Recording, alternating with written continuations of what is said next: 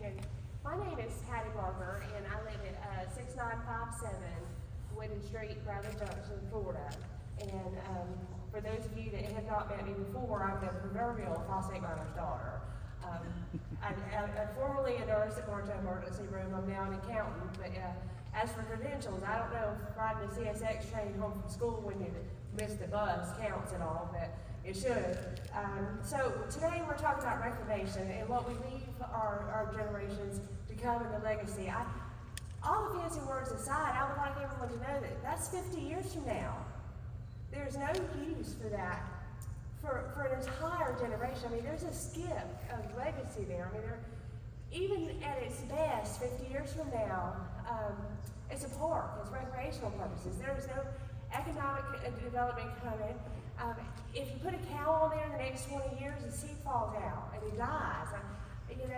We talk about what we're going to leave and how we're going to reclaim it and what's going to be there. I can tell you it's all the way around the town for a 10-mile radius around the town that I grew up in. Now, I'm proud to be a phosphate miner's daughter. It took a special man to walk off into the mouth of Mother Nature with a Remington shotgun shell and extract the core, for example. And so, it takes a special person. But what's left for my generation is the loggers are gone. Them fellas, there are no trees to log. The fourth generation logging company shut down. Their children aren't going to do what their daddy did. The citrus, Polk County used to be the citrus county of citrus capital of the world. No longer the case. As the Mosaic representative stated today, put an orange tree back there. They recommended cover crop, and then he said you got to fertilize it. Okay, so y'all, have you ever fertilized your crops? We grow citrus well because we have phosphate and we have to fertilize there. And then he says we have to water it. Well, that obviously, somewhere along the line, our watershed was impacted because we didn't have to water it before. We watered before frost just to keep it from freezing. So there's impacts there that it doesn't take much to figure out. 50 years from now, we're going to get a park. Well, that's wonderful because they're not going to have to pay ad valorem taxes on that property in the next generation. So ask my peers how they feel about the park. By the way, I live close to the ATV Bone Mountain Park and have never been there, nor is 99% of the people that live in my town. Poverty is abject. There is no occupation for 15 miles for our boys to go home and support their families. So restoration, while we're talking about that, the bond, so the 110% cost set aside for the maintenance for a reclaimed, restored piece of property. I'm as the contractor going to set aside 110%. Well, that's wonderful in the world of the county. But you're telling me that I get to borrow your big pickup truck for the cost of the oil change and the tires, and I don't even have to give that to you. That's just in case you want it. Because that's what the 110% means, is that the maintenance of that restoration piece of the land for 1 year is what is set aside. It's not usable for 50 years, y'all. And then at such a recreational rate. If that land, you can't put a cow on it, seed not fall out, there has to be a health risk. We don't know what that is. Department of Health hasn't given one. Have you ever met an old phosphate miner? I haven't.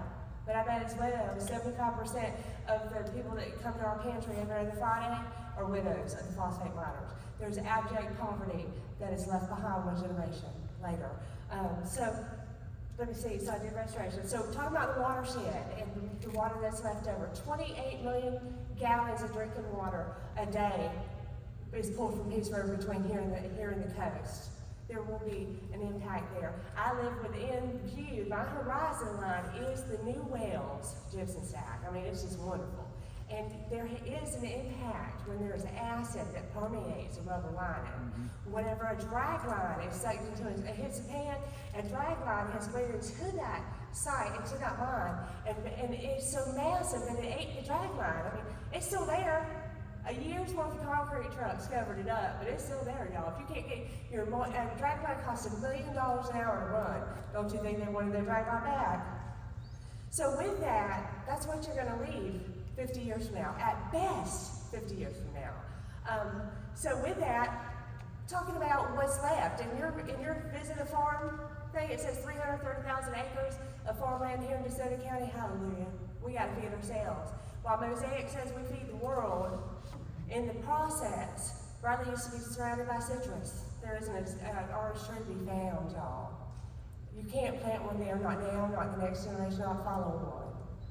330,000 acres in DeSoto County of farmland, while we're talking about revenue. While we're talking about bringing in, employing new jobs, the Fort Greene mine, the Upland mine that Andy showed a picture of, employees from there will be transferred to here. It's not it's not generating the revenue that maybe you think it is. Our children have a precious resource, dinosaur bones. We can't make it in a lab. Leave it be, y'all. The kids are going to be smarter than us. They'll figure out how to get it without so much of an implication on our environment. Thank you. Thanks, y'all. Thank you. Do we have anybody online?